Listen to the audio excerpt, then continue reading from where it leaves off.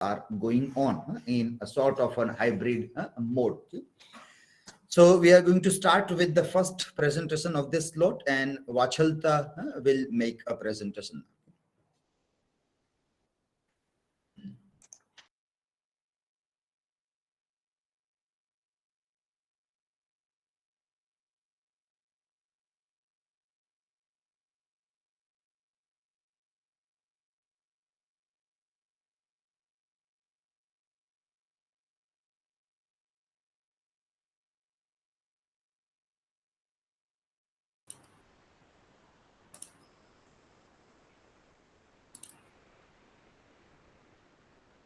Am I audible? Sure. Not there?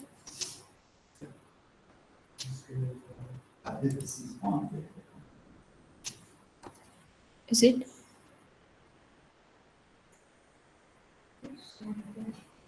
Oh.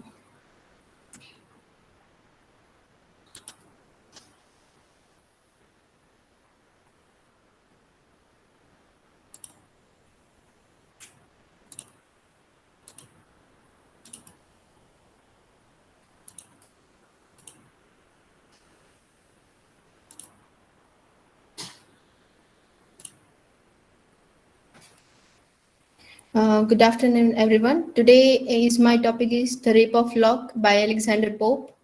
And Alexander Pope is the most famous English poet and best known for his satirical and destructive poems, discursive poems and poetry.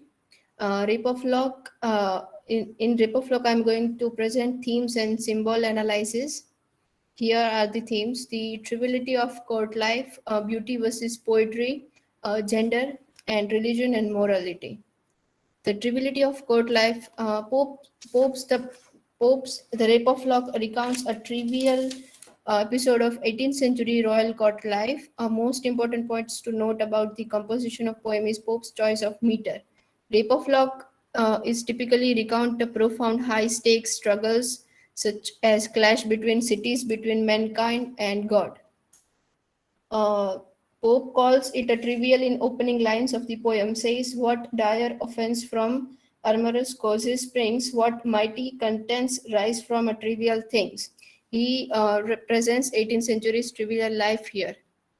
The beauty versus poetry. Pope mocks Belinda's fixation on her own beauty by comparing her with an epic hero about to go into battle, which makes her own process of beautifying herself for a day at court appear relatively low stakes and significance.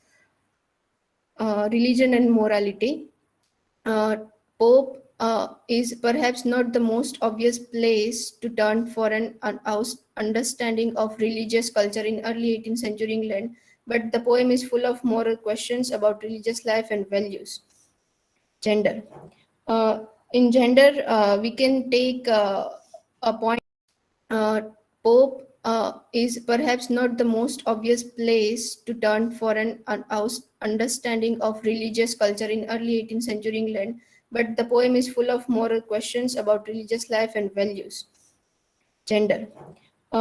In gender, we can take a point that how a woman is jealous of another woman. And at the end, in the last canto, Clarissa gives a speech that how woman, since beauty is nothing, one day beauty will fade away. And last line of the poem is, "But since alas, frail beauty must decay, curled or uncurled, will turn into grey." The symbol analysis of the poem. The lock of hair, where the lock of hair is a woman's vanity. How a woman represents herself is the symbol of her outer look and her vanity. Cards ombre represents a war.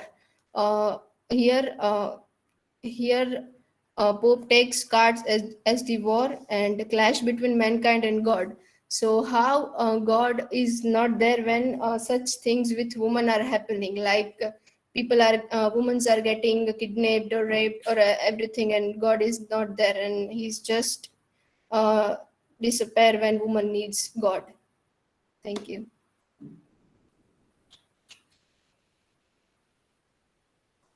Any questions?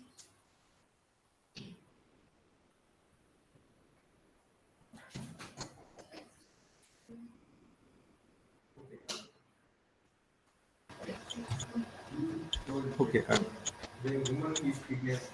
You told that when woman is kidnapped or raped, then God doesn't do anything except or it disappears. She disappears. We do not know what is the. So, do you think that this No, I don't think so, because we do kind of mindset from our should be childhood cultivated we in are everybody's mind that they do not our parents make follow us God believe that and God is there. they He will just become protect us. rational So we in are everything. born and So, brought up in the do you society think where that we are people do give us a belief that God will help, and when we need God, He disappears.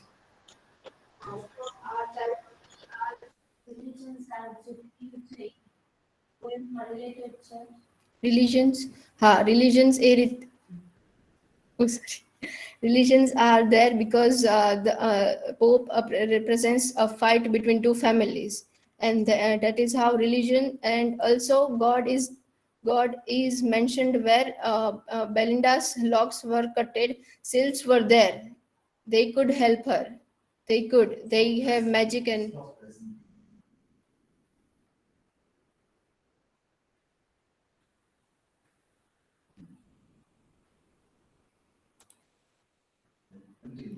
They can sylphs could help her, but they couldn't. So this is how religion and morality is there.